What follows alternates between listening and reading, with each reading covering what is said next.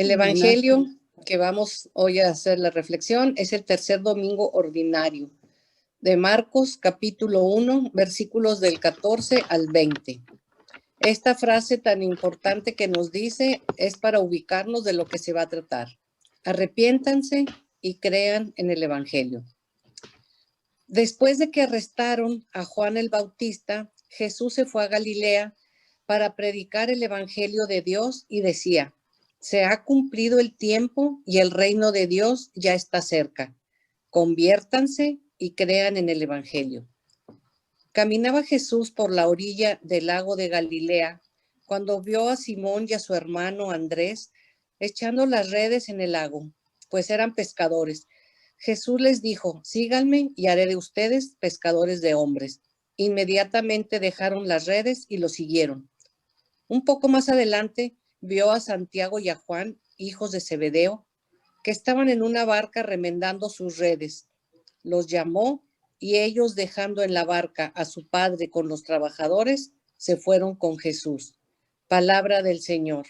Gloria a ti, Señor Jesús. Gloria a ti, Señor Jesús. Aquí nos está marcando como un objetivo que comprendamos que la conversión nace como una respuesta a un encuentro con alguien y que va a cambiar nuestro modo de vivir, y que es una tarea que dura toda la vida para así poder realizar el proyecto de Dios.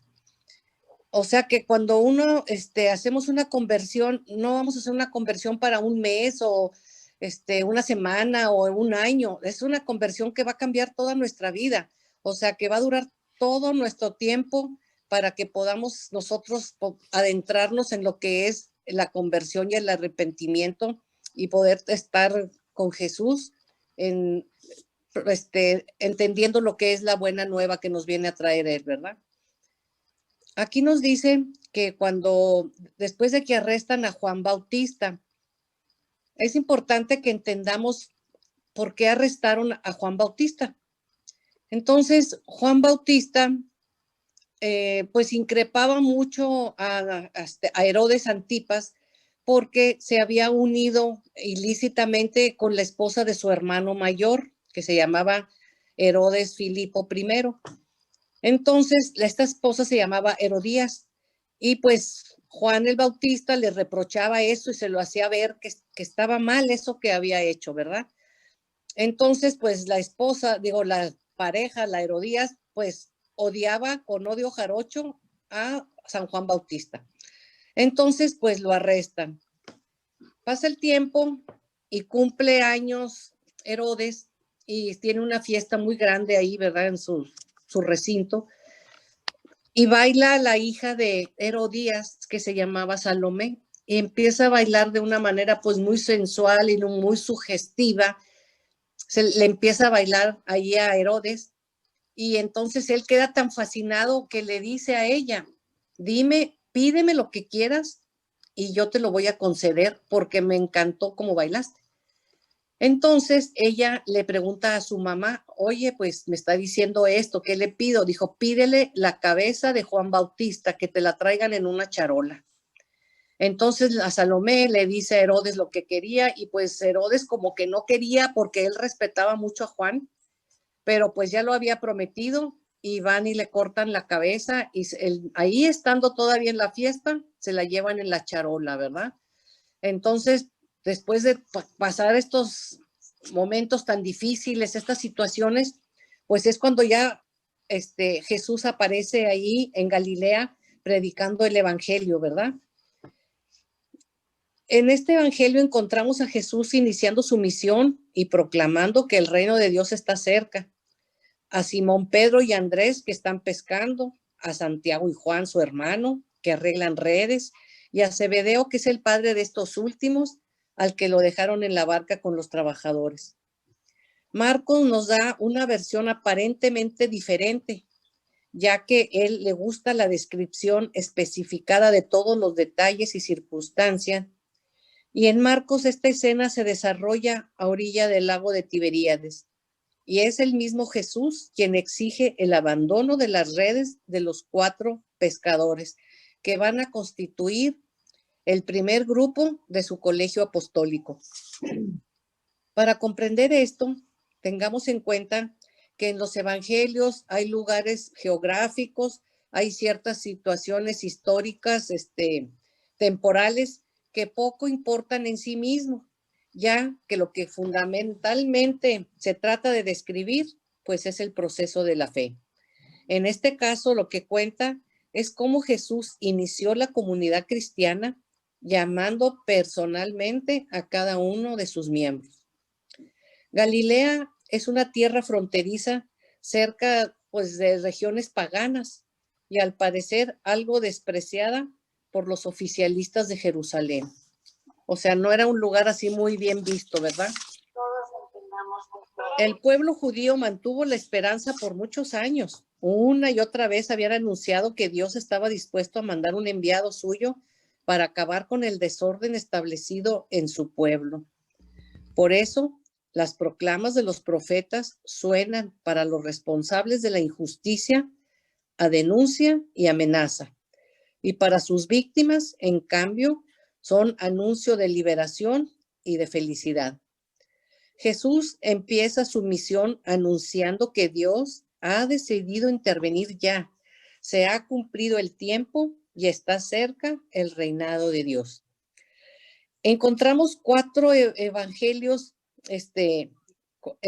cuatro aspectos en este evangelio. El reino de Dios, el 1, 2, la conversión, 3, la buena noticia y 4, el llamado a sus discípulos. Nuestra oración introductoria nos dice: Señor, derrama en nosotros tu Espíritu Santo para que, viendo lo que tú nos pides, abandonemos aquello que no corresponde a tu proyecto de amor. Danos sensibilidad a tu presencia, danos un corazón sensible para aceptar tu invitación, que así sea. El evangelista presenta el inicio de la vida pública de Jesús con una frase que introduce a su misión. Se ha cumplido el tiempo y el reino de Dios está cerca. Conviértanse y crean en el evangelio. Es la invitación al cambio de vida. Juan el Bautista ya había propuesto un camino de arrepentimiento y conversión. ¿Pero qué tiene de especial la conversión que propone Jesús? Jesús anuncia la llegada del reino e invita a acoger por la fe el evangelio. La buena nueva, no obstante, debe iniciarse por una conversión. ¿Cómo entendemos nosotros la conversión que nos pide el Señor? ¿Qué me dice a mí este texto respecto a la conversión mía, verdad, para alcanzar el reino de Dios y vivirlo aquí en la tierra? Todos decían que deseaban ardientemente que este día llegase cuanto antes, pero no todos decían la verdad. Los que tenían hambre y sed de justicia sí que esperaban con ilusión al enviado del Señor, pero los culpables de ambas necesidades lo temían. Por eso se pusieron nerviosos cuando aparece el Bautista y en cuanto tienen ocasión lo aprovecharon para quitarlo del medio, pero pronto se quedaron perplejos, pues apareció Jesús en público. Pues bien, Jesús escoge a Galilea para empezar a predicar el reino de Dios. El mensaje que empieza Jesús es más abierto y universal que lo que cabía en las mentalidades de las autoridades del pueblo de Israel. Él no dejó que los hombres lo buscaran, sino que fue él quien se dirigió a ellos. Se puso en camino para anunciarles la buena nueva. De ahí que en adelante predicar el reino de Dios sea predicar a Jesucristo, porque Él es la palabra que se ha hecho carne. Es la noticia, la buena noticia, y Marcos empieza así a poner de manifiesto en qué sentido es Jesús más poderoso que Juan y por qué tiene un derecho que este no tenía, o sea, que Juan no tenía. Convertirse es cambiar de vida, hacer borrón y cuenta nueva. Creer la buena noticia es abrir de par en par el corazón y dejar que lo refresque la lluvia limpia de la palabra. Es dejarse conducir en la niebla por la mano de alguien que nos ama. Haré de vosotros pescadores de hombres. Ellos conocían el oficio de los pescadores de peces, pero otra cosa no conocían.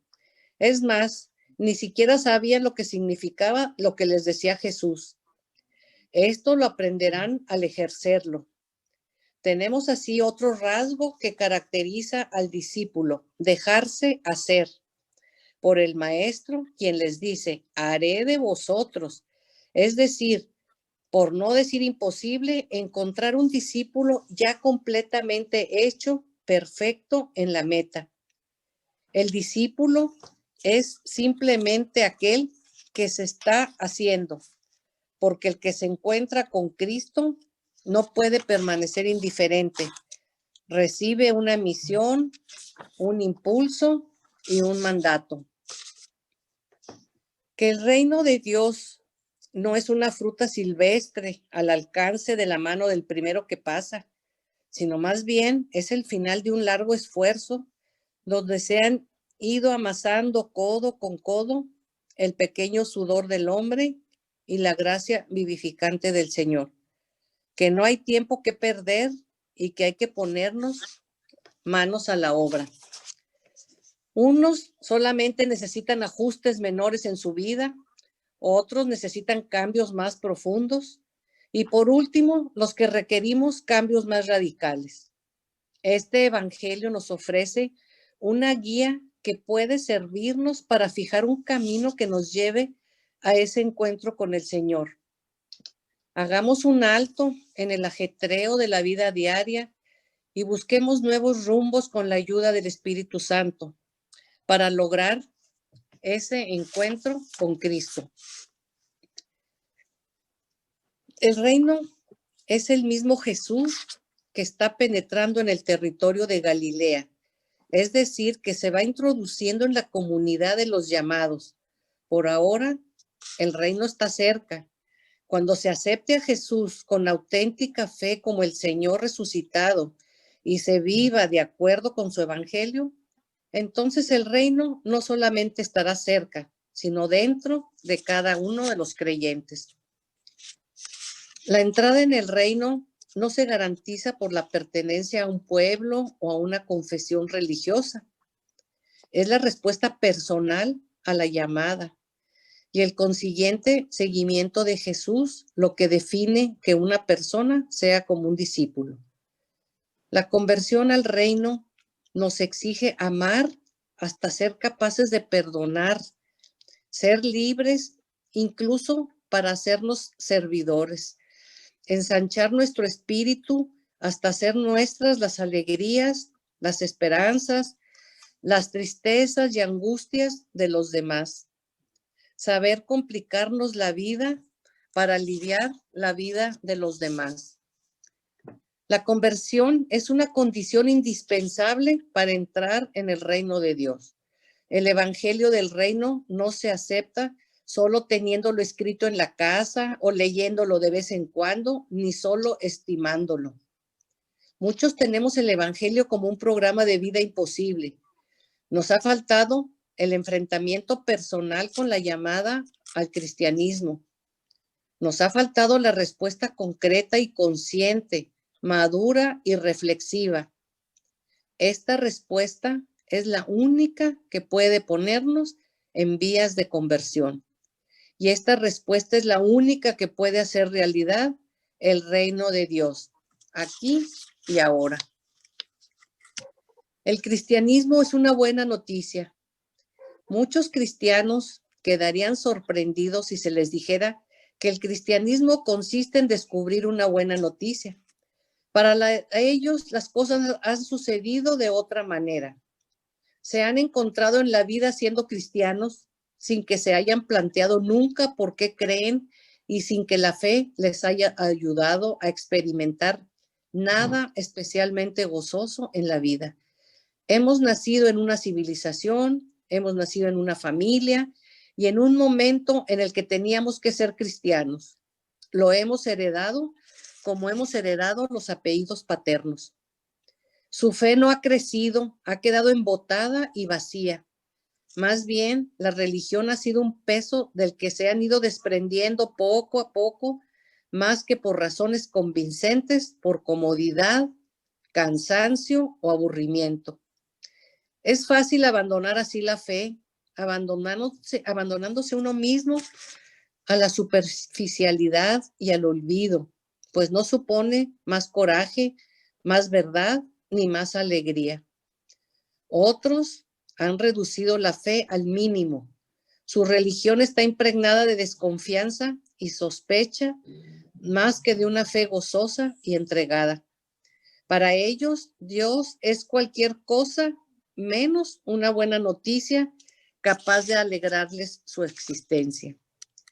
Si nuestra vida personal y comunitaria no va cambiando, si junto a nosotros continúan las injusticias y no hacemos nada por combatirla, si no pensamos más que en nosotros mismos, en nuestros proyectos y en nuestros problemas, es señal de no haber llegado a nosotros la buena noticia de Jesús.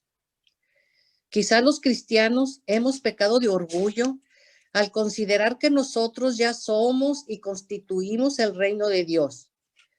La palabra evangélica de hoy nos orienta más bien a pensar que el reino está en nosotros en la medida en que Cristo vive en nosotros con la fuerza y la vitalidad de una buena noticia. El evangelio nos pide un cambio radical de toda la persona, comenzando por el interior, mis sentimientos, cambiar mis valores, cambiar mis actitudes, mis actos. Jesús busca colaboradores, no está escogiendo fariseos, ni sacerdotes, ni esenios, ni escribas, gente preparada en cuestiones de la religión. Son simples trabajadores en las faenas de la pesca y son llamados en medio de sus tareas en la vida diaria de cada uno de ellos. ¿Cuántos hombres y mujeres sencillos saben más de Dios que los teólogos y los dogmáticos ilustrados? Gente que no hacen gala de una fe grande y pura, pero que se confían humildemente al misterio de Dios. Personas que viven el amor al prójimo sin aspavientos ni ostentación alguna. Cristianos humildes, muy conscientes de su limitación y su pecado, pero que se saben habitados por la presencia bondadosa de Dios.